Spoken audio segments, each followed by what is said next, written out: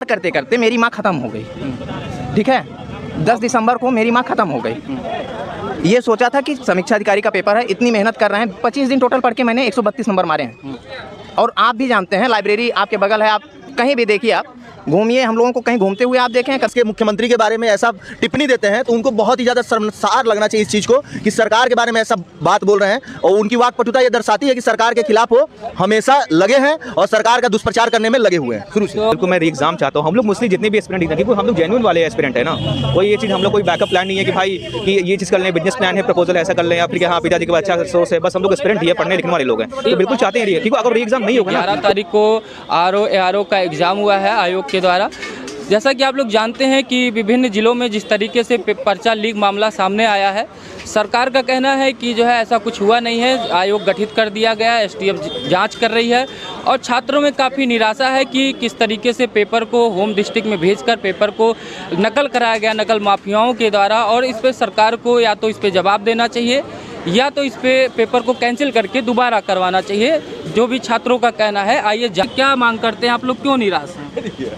नहीं, मैं बहुत निराश नहीं हूँ, बस मैं इतना चाहता हूँ सरकार से कि अब इतने बड़े लेवल पे इतने बड़े पेपर के लिए ये धांधली मतलब बहुत अच्छा सूचक नहीं है। बाकी सरकार तो हमेशा जो है स्टूडेंट के उज्जवल भविष्य के लिए कार्य कर रही है। मुझे पक्का विश्वास है कि जो समिति गठित हुई है वो कुछ ना कुछ अच्छा निष्कर्ष निकालेगी। बाकी मुझे भरोसा है सरकार पे, सरकार शिकंजा कसेगी इन लोगों पे। अब क्या ही, बस ये है कि अब ऐसे नकल होती है तो थोड़ा सा डिमोटिवेशन आता है। अब क्या ही बोले, क्या असर पड़ता है जब आप पेपर मेहनत करके पेपर देने जाते हैं, आप मेहनत करके, उसके बाद आपको पता चलता है पेपर लीक हो गया है, क्या मन में मनोभाव आता है कि आप क्या सोचते हैं? छात्रों पे तो यही असर पड़ता है ना कि अब लड़का पता लगा 6 साल से 1 साल से लगा हुआ है, ठीक है, ईमानदारी से पढ़ रहा है। ऐसे में क्या जो ईमानदार स्टूडेंट है ना, उसकी कमर पे चोट लगती है, उसकी कमर टूटती है इससे। ऐसी खबरें बहुत अच्छी नहीं है, ठीक है। अब सरकार को क्या करना चाहिए? छात्र क्या डिमांड करते हैं सरकार से? सरकार से मैं यही डिमांड करता हूं कि अब जिस भरोसे से आपको लाया गया है तो आप थोड़ा सा उस पर खरे उतरिए, ठीक है। आपके ऊपर विश्वास है, इसलिए जो है कुछ ऐसा करिए कि जो है इन चीज़ों पे शिकंजा कसे, ठीक है। कोई कानून आना चाहिए, कोई कानून आए, कोई बिल आए। हालांकि सरकार प्रयासरत है, निरंतर प्रयासरत है, बहुत चीज़ें बहुत हद तक सुधरी भी हैं, तो मुझे विश्वास है अच्छा होगा। भाई ने कहा कि ये कुछ चीज़ें सुधरी हैं। अगर बात सुधरने की है तो अभी आज तक सुधरा क्या है? अगर पीसीएस जैसे एक मिडिल क्लास लड़का है, एसएससी का पेपर दे रहा है, तो एसएससी में चीज़ें आउट हो गई। 2017 तक ये कांड चला है कि एसएससी की पेपर आउट हो गए, ठीक है, एसएससी की चीज़ें आउट हो गई।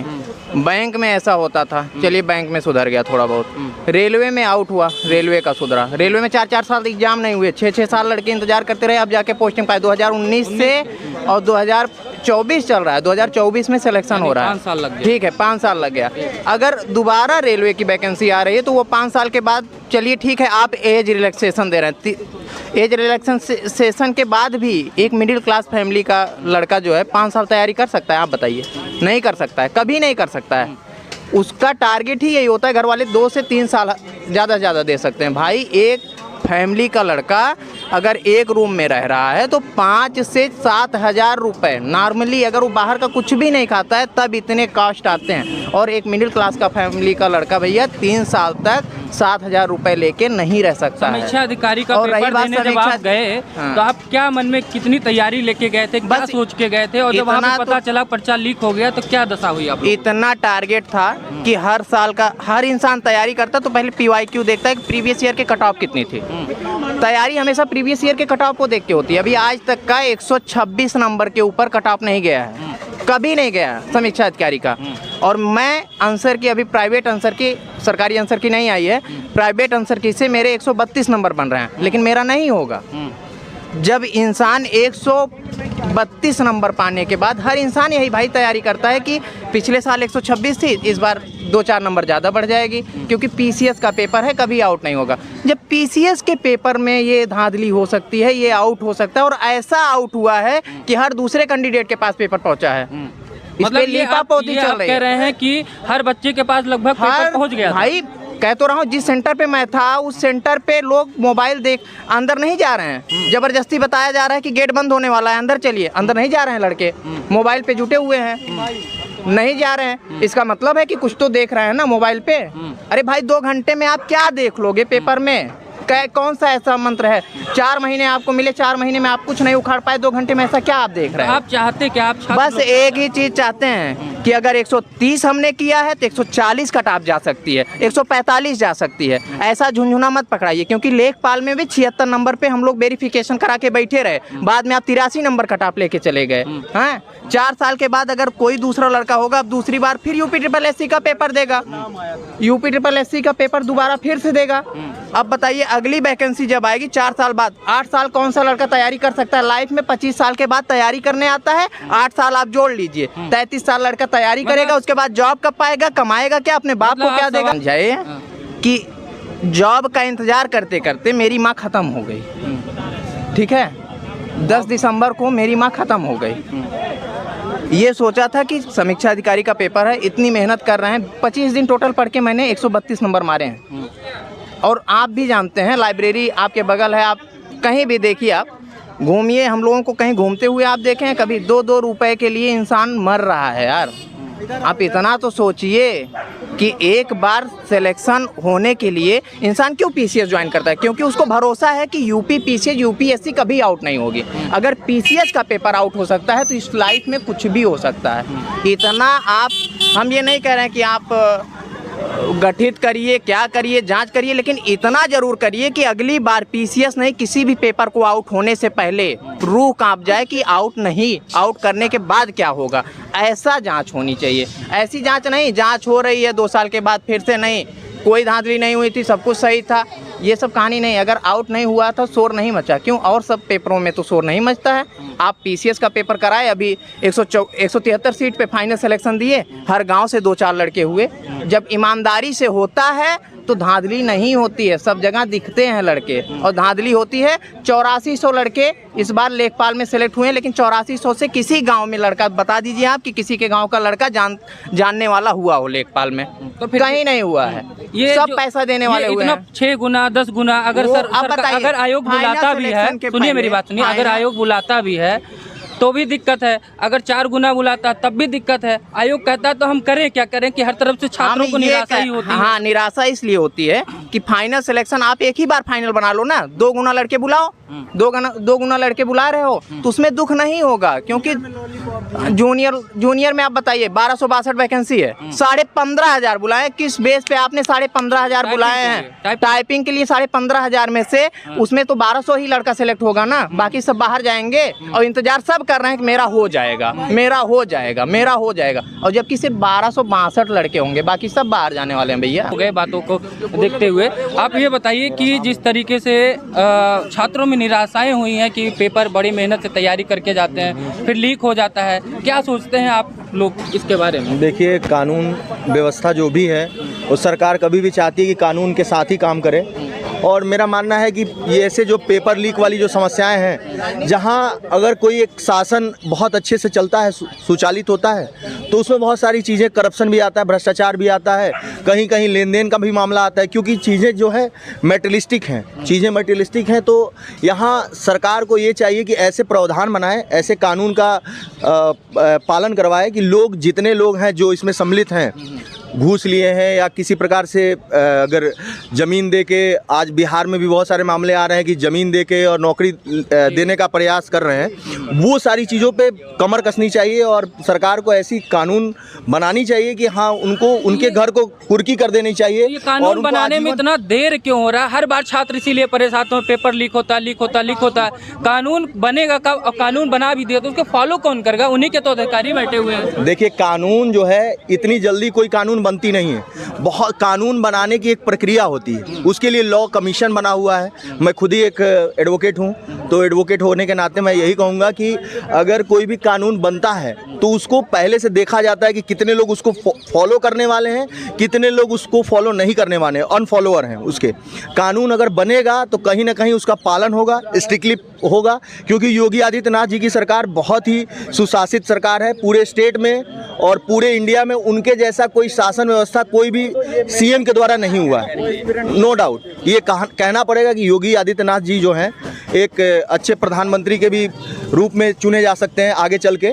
मोदी के बाद एक चेहरा भी है योगी आदित्यनाथ जी, लेकिन इन चीज़ों के पीछे कानून एक बनना चाहिए, मेरा मांग है। और मैं कहना भी चाहूँगा सरकार के जो बैठे हुए लोग हैं, जो सरकार के बॉडी में बैठे हुए लोग हैं, वो इन चीज़ों को देखें और ऐसा कानून बने कि इसमें आजीवन कारावास हो। जो भी इसमें सम्मिलित हो उसमें आजीवन कारावास हो, उनके घर को और उनके प्रॉपर्टी को कुर्की की जाए और पूरी तरीके से जो भी छात्र हैं वो छात्र के प्रति एक ऐसा कदम होना चाहिए। जो छात्र 12-12 घंटे 18-18 घंटे लाइब्रेरी में बैठ के पढ़ाई कर रहे हैं और अपना एकाग्रचित मन दे रहे हैं पढ़ाई को, और फिर भी उनको सिलेक्शन नहीं हो रहा है, ये बहुत दुर्भाग्य का विषय है और इसको भारत को समझना चाहिए और भारत की सरकार को इसका विमोचन भी करना चाहिए। कि पेपर का जो लीक मामला होता है, क्या सोचते हैं, सरकार से क्या डिमांड करते हैं आप लोग? डिमांड क्या है? पेपर कैंसिल कराएं और क्या कहते हैं, सब आलोचक ही होंगे तो कुछ तो है। अब सहा नहीं जा रहा है।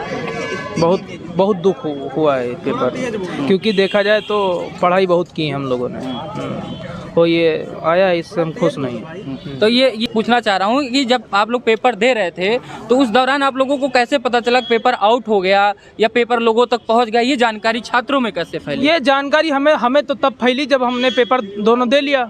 फिर हम टैक्सी बैठे तो हमारे बगल एक लड़का बैठा, तो उसने कहा कितने किए हो? तो मैंने बताया, तो हमने कहा पेपर तो ठीक ही गया, अगर सही होगा तो हो जाएगा। तो वो दिखाने लगा हमको वीडियो, तो दिखाने लगा तो दिल वहीं टूट गया। तो हमें लग गया कि फिर मतलब लोगों तक पहले ही पेपर पहुंच गया था उनकी वीडियो पे, वायरल हो इसके बाद गया था। दूसरे दिन मैं लाइब्रेरी भी करता हूँ लखनऊ में, तो यहाँ पे आया भी कुछ लोग बता रहे थे मुझे पहले पेपर मिल गया, मुझे पहले मिल गया, तो फिर सुन के बड़ा खराब लगा। किसी इधर सब छात्र काफी निराश भी हैं। आरओ का पेपर उनका लीक हो गया देने के बाद। क्या आपने भी आरओ का पेपर दिया? हाँ, मैं भी स्टूडेंट हूँ और बिल्कुल हम लोग इतने साल से वेट करते हैं इस चीज़ का भाई कि हाँ उत्तर प्रदेश लोक सेवा आयोग ये कंडक्ट कराएगा बढ़िया से पेपर कंडक्ट को, पूरा एथिकल से वे। लेकिन इसमें चीज़ें जब लोक सेवा आयोग से ऐसी चीज़ें हो रही तो भाई अब क्या करें, दूसरी चीज़ क्या करें आराम से। कितनी निराशा हुई जब आप लोग सेंटर से निकले बाहर? ये जब पेपर देखा तो चलो ठीक है, अच्छी बात है, कब हो जाएगा। लेकिन उसके बाद जब निकले, जब घर पहुंचे, उसके बाद देखा भाई ऐसी चीज़ें खबर आ रही हैं, है ना। तो ऐसे बिल्कुल ही लगा भाई कि पूरी साल भर की जो पूरी मेहनत हुई पूरी ऐसे वेस्ट हो गई फिर तो आराम से। आप लोग क्या छात्र क्या चाहता है कि एग्जाम दोबारा हो या हम लोग मोस्टली जितने भी एस्पिरेंट हैं, क्योंकि हम लोग जेन्युइन वाले एस्पिरेंट है ना, कोई ये चीज़ हम लोग कोई बैकअप प्लान नहीं है कि भाई कि ये चीज़ कर लें, बिजनेस प्लान है, प्रपोजल ऐसा कर लें, या फिर कि हाँ पिताजी के पास अच्छा सोर्स है। बस हम लोग एस्पिरेंट ही है, पढ़ने लिखने वाले लोग हैं, तो बिल्कुल चाहते हैं क्योंकि अगर री एग्जाम नहीं होगा ना तो जिनके बिहार पे चीज़ें ऐसी हैं वो लोग तो ऑलरेडी क्वालिफाइड हो जाएंगे। कितने फॉर्म पड़े थे लगभग, कितने छात्रों ने एग्जाम दिया? लगभग 10.5 लाख लोगों ने फॉर्म दिया और 12 लाख 12.5 के आसपास फॉर्म पड़ा हुआ था। तो ये बताइए, एक समीक्षा अधिकारी बनने के लिए सचिवालय का सपना सबका होता है। सचिवालय में बैठने के लिए एक आदमी समीक्षा अधिकारी की तैयारी करता है, उसको कितना समय लग जाता है, कितने अपने अंदर धैर्य लाता है, कितनी मेहनत करता है, उसके बाद एक पेपर देने को मैं बता दूंगा समय तो बहुत लगता है। ये मतलब ये ऐसा होता है ना कि आरओ का पेपर के लिए ना कोई 10 दिन में या फिर 1 महीने में नहीं होता है, निकलता किसी का नहीं, लगभग 2 साल 2.5 साल तो लग ही जाता है अगर रियल वाली जेन्युइन वाला बहुत बता रहा हूँ। और उसका बैकअप प्लान भी होता है कि आदमी बैकअप प्लान भी कर ले, लेकिन बैकअप जब आदमी इसमें लगा पड़ा है तो वो चीज़ आदमी समझता है कि भाई होगा क्यों नहीं है ना, आज नहीं निकल तो होगा क्यों नहीं ना।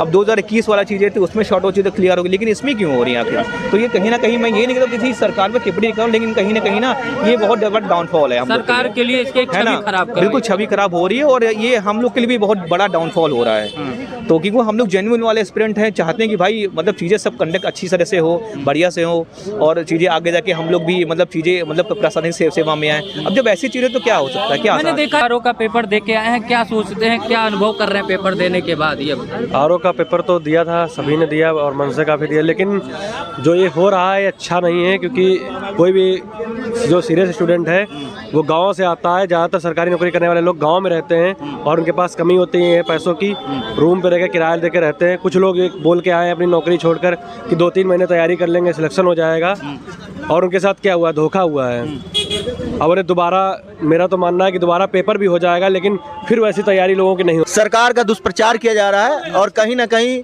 अखिलेश यादव ये कह रहे हैं तो उन पे तो शोभा ही नहीं देता। ऐसे शब्दों का कहना अखिलेश यादव पे शोभा ही नहीं देता, जो खुद उत्तर प्रदेश के मुख्यमंत्री के बारे में ऐसा टिप्पणी देते हैं तो उनको बहुत ही ज़्यादा शर्मसार लगना चाहिए इस चीज़ को कि सरकार के बारे में ऐसा बात बोल रहे हैं। और उनकी वाकपटुता ये दर्शाती है कि सरकार के खिलाफ वो हमेशा लगे हैं और सरकार का दुष्प्रचार करने में